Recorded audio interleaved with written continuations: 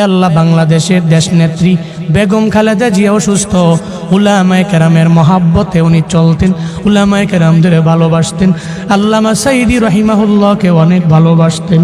আয় আল্লাহ আলেমদের মহাব্বত করতেন। আপনার বান্দি মুমূর্ষ অবস্থায় আছে, আয় আল্লাহ মনে হয় মরে যাবে এমন একটা হালাত।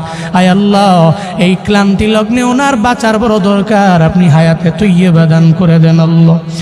আয় আল্লাহ জীবনে উনি যে ভালো কাজগুলো করেছেন, আয় আল্লাহ এই ভালো কাজের উসিলায় আপনি সিহতে আফিয়ত দান করেন। আয় আল্লাহ সিহতে আফিয়ত আজলা কামেলা নসিব করে দেন আল্লাহ। আয় আল্লাহ সারা দেশের মানুষেরা উনার জন্য দোয়া করে। কেন দোয়া করে? আয় আল্লাহ ভালো মানুষের জন্য দোয়া করে।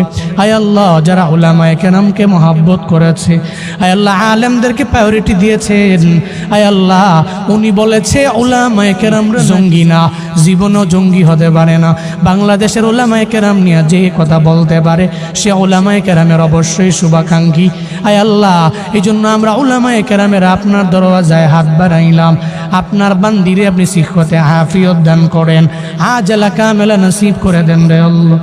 আর যদি বিদায় বেলা এসে যায়, আয় আল্লাহ কালেমা পড়তে পড়তে কালেমার সাথে ঈমানের সাথে আপনি মরণ নসিব করিয়েন রে আমার আল্লাহ।